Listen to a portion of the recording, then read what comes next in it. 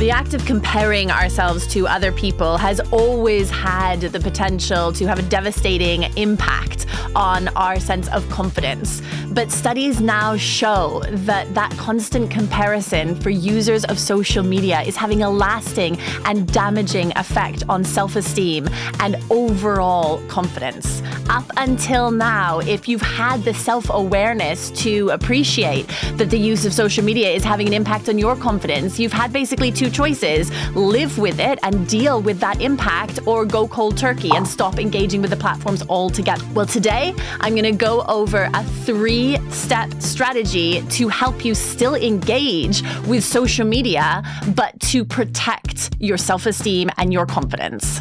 Hey, I'm Maddie. If you're new to the channel, don't forget to subscribe and hit that like button so that you can always be aware of new videos as they come out. In these videos, I cover all sorts of topics, from motivation to self-belief to learning how to identify burnout. Check out the list of videos below, and don't forget to hit that subscribe button.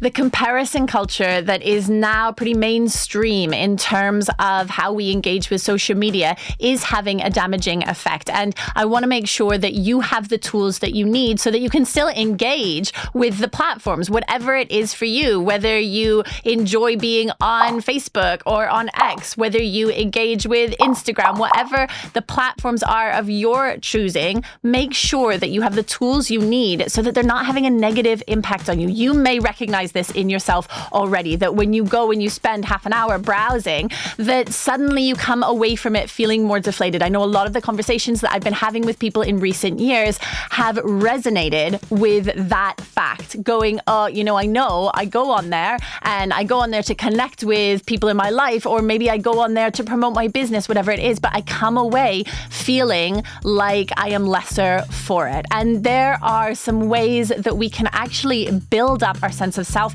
our sense of confidence, and our self-esteem to protect ourselves from that negative impact. Up till now, as I mentioned earlier, a lot of people have just gone, well, I guess I just stop. I guess I'll just go cold turkey and not be a part of the social media world. And for some people, that makes a lot of sense. But for other people, that's not going to be the answer. You may be going on social media in order to connect with people who you don't get to see in real life, or connect with people who you are meeting for the first time on the internet, or maybe for you it has to do with your work. There's lots of reasons why it may be very important for you to continue being a player on social media. So here's what we need to do. It's a 3-step process, and I want you to take notes here. This is important. You need to be engaging with these steps every day if this is a problem for you. And maybe it's not a problem for you. Maybe it's a problem for someone that you know and you love and you care about, and you can see how these social media platforms are having a negative impact on their self-esteem, on their confidence. So here's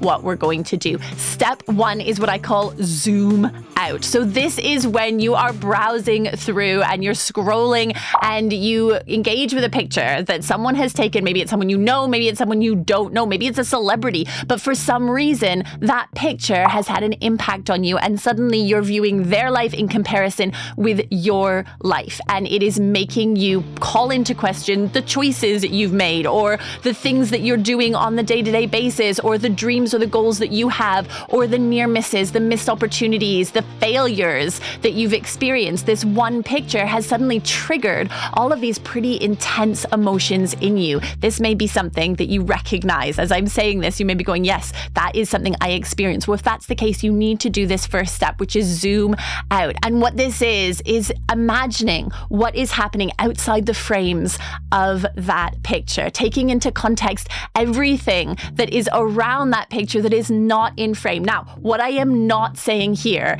is that we suddenly go, oh yeah, but they're not really as happy as that, or oh yeah, but their life isn't really as good as that. I'm not talking about putting people down, and that's really important to understand the distinction here. So we don't combat that comparison culture. We don't combat the negative impact that social media has on our self-esteem and our confidence by trying to put other people down. That's not what we're doing here. By zooming out, you're taking into appreciation what else is happening in that picture, the other conversations that happened before that picture was snapped. What else is there?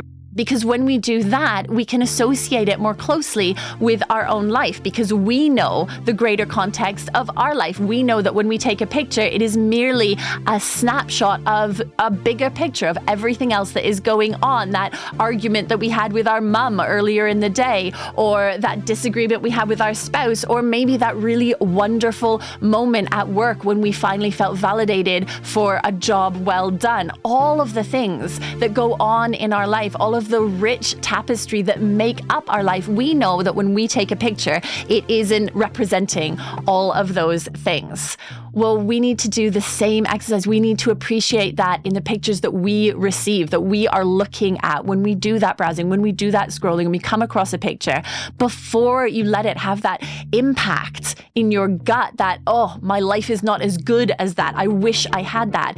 Zoom out and imagine what is going on outside the frame of that picture, just to give you the bigger context. I repeat, this is not about trying to find faults in other people's lives. That's not going to, in the end, make you feel any better. But what you need to do is understand that there is more to everybody's story, and you are only getting a small glimpse into that. Step 2 in this method is what I call validation. And this is about validating the thoughts that do come up when you are engaging in social media. Those thoughts that are contributing to potentially a lower sense of self-esteem, or that are having a damaging effect on your confidence. What are the thoughts that are coming up? And I want you to give weight to them. So often when we have negative thoughts, we push them away. We try to ignore them. We try to distract ourselves from that negativity. And actually, we need to give space to that. We need to validate it. We need to understand what the context of that thought is. We need to understand what the parameters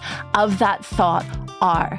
So if that is something that's happening to you, you're engaging in your favorite social media platform and you have that thought about a comparison that you're making with someone else that is presenting a success or presenting an achievement, or that is just showing you a glimpse into their quote unquote perfect life, and you have a thought of you are lesser, you are not as good, you are not doing as well as you should be, or I wish I was doing as well as that. Whatever the thought is, validate those feelings. Acknowledge that you've had that thought. Don't try and push it away. When I say validate, what I mean is have that conversation with yourself. Say, I've just had this thought.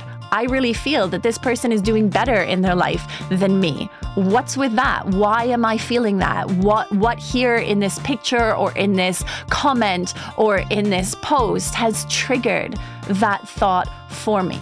And then allow for that thought. Go, okay, I accept that that's where I'm at right now, that post has triggered this feeling in me, and I validate that thought. I have come to that thought honestly, and it is a part of who I am and where I'm at. Now, there's a part 2 to this validating process. And the part 2 is to make sure that you are also validating your feelings outside of your engagement with social media. This is really crucial. And if you are interested in doing more of this process of validation, then do check out the journaling video that I have on the channel. You can find it here or just hit this link, because that is going to show you a little bit more about how you can really go in depth in validating your feelings and your experiences and how crucial it actually is. But for the purpose of this step, all you really need to do is understand and vocalize to yourself what the thought is, what it is that post has triggered, and outside of the context of social media, what you're experiencing in your day-to-day life, and going, that's okay, that is valid. I don't need to push that away. I don't even need to change that. I may need to move forward through it. So for example, if you are engaging with social media and a post comes up and you automatically think, my life's not as good as theirs. Well, that might be a passing thought that you get really quickly and you move on to the next thing. You need to learn how to pause there on that thought and go, whoa, I just felt that. That's big. That's important. And I need to give weight to that. And by doing that, you're allowing the presence of those thoughts. And by allowing the presence of those thoughts, you can begin to unlock them and begin to explore why you're having those thoughts in the first place. And often what happens at this stage is you can kind of talk yourself through, well, actually, there are some good things going on in my life. This is what I've got. And you kind of dive into a gratitude session, or you dive into an appreciation of what there is on the other side. By validating your thought, you are allowing that your thought is important, and that it's not one that can just be dismissed, and that it's come up for a reason. And when you validate it, then it's important to continue to explore that reason, the reason behind that thought. So that's step 2 in this process, is the validation. And remember, it's not just validating the thoughts that come up when you're engaging in social media, but get into the habit of doing this outside of the social media context. Step 3 in this combating the comparison culture that we have going on right now in the social media age is actually something that you're going to want to do outside of your time when you're on social media. And it's something that you can do every day. And it is about accepting and celebrating your strengths. Now, this is a practice that I use in so many different contexts. This is not just reserved for this comparison culture. And this is something that we use to build up resilience, even to increase motivation. This is something that we use in so many areas of self-awareness and developing your best self. So in order to celebrate your strengths, you need to start listing them out. When I work with my one-to-one clients, this is something that we dive deep into on a regular basis, of listing out what your strengths actually are, what your strengths are now. How often are you writing out what your best qualities are and what your strengths are, the things you bring to the table? Now, I'm not talking about your talents and your skills. Of course, that's important to recognize as well. But what we're not doing right here is creating like a resume. What we're doing is going deep into what you have to bring to the world. This is about building your sense of self-worth. Build out your list of strengths. And I would say to do this to begin with every day for a week. I cannot stress enough the powerful impact that this exercise will have on your overall confidence. Because if you are aware of your strengths, if you understand what they are, then the knocks that you get when you start comparing yourself to other people will start to diminish, because the strengths will be at the forefront of your mind. Make a list of what your key strengths are. I always start with 3. Write down your key 3 strengths every day. Now, they may be the same strengths that you think of every day, but challenge yourself to think of new and different ones, because I guarantee there are more strengths that you have than just the 3. But if you can only recall the same 3 every day for a week, still write them down. They're obviously really important strengths if those are the ones that you're reaching to, and flesh them out. What does this strength mean for you? What does it mean for the other people in your life? How has it helped you? And how often do you use that strength?